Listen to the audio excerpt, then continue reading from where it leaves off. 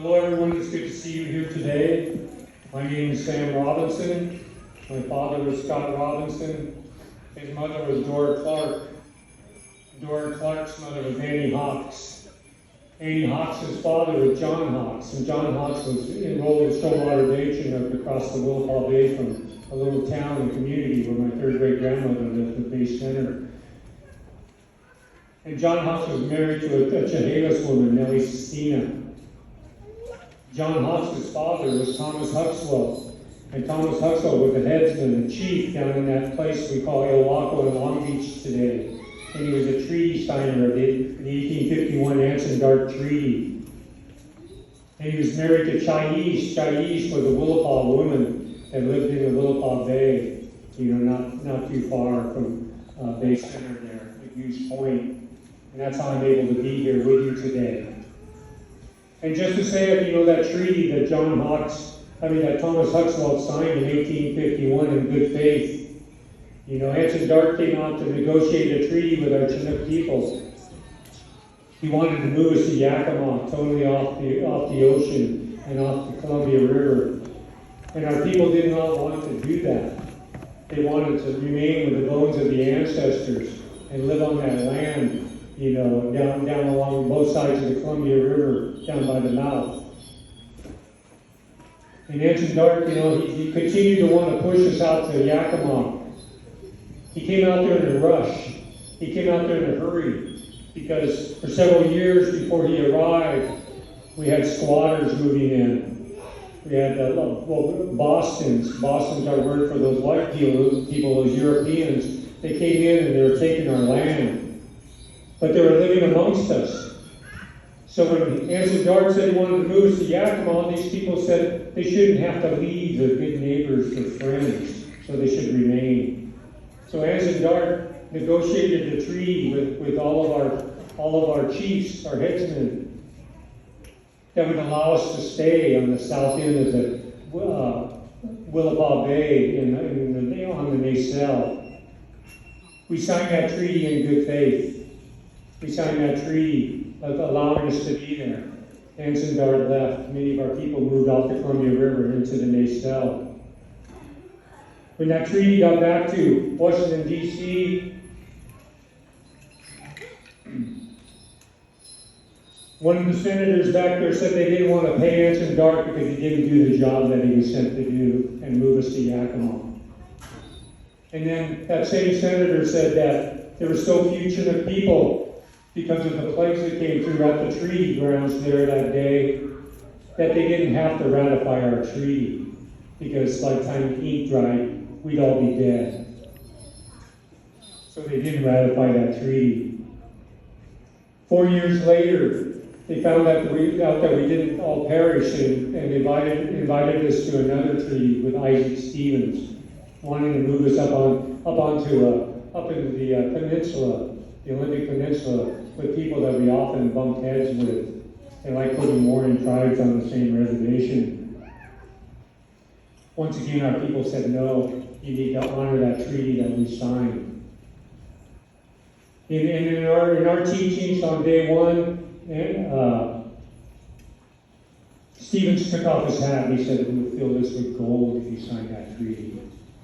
And our people said, no, you need to honor that treaty, allowing us to stay home. By day 3, Stevenson said, see those ships we came in on? If you don't sign this treaty, we're going to take you all out and drown you. Once again, our people said, no, you need to honor our treaty, and Stevens went away, and we came back home. So today, we still remain with the bones of our ancestors. We're rich with our culture and relationship with our ancestors, and we know where we belong in our lands, but we don't have federal status. Federal status, would give us health care and education and a way to take care of our people. One of the things that really hurts today is that, we don't have NAGPRA rights. We don't have the rights to protect the bones of our ancestors. And none of the agencies will talk to us about, taking care of those folks. So often other tribes try to stake claim to our ancestral remains. So we fight that today. So that's one reason. I just like to say we don't have our federal status, and we're fighting that today. And I just want to say that we want to be able to take care of the bones of our ancestors. We want to be able to take care of our people. We want them to respect that treaty that, we signed. I tell people that's not a done deal. It's still sitting back at the Senate waiting for somebody to act on it. The other thing is that we're working with the Oregon delegation because we're on both sides of the river. Working with Senator White, trying to get a bill put out. And we're thinking we're making headway with that. And these folks over there, they're pretty proud of the fact that they took care of all the terminated tribes in Oregon. But we had to remind them that 3 of our tribes were terminated in that Western Oregon Termination Act, so their job's not done. So I think that really opened their eyes, and we're hoping for that. Sorry I had to tell you all. I just wanted to tell you all this up front, but I do want to do a blessing. I want to bless this area, and Chinook is still here, and will always be here. So today I want to thank the Sakali Tai, and ask you to look down on us and bless this floor that we're about ready to, have ceremony on, dances on, and all the friendship that's going to be shared, having blessed the friendship and the food, and just all the stories that are going to be told today. Bless the drums, because they're going to deliver, their culture, their songs, and they're going to share that with us, and hope we can inspire people to dance. And I always like to do my blessings with a prayer song, so I would like to do that right now.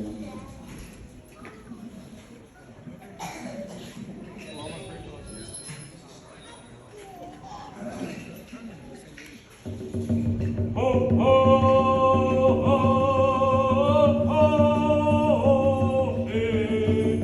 Ho, ho, hey.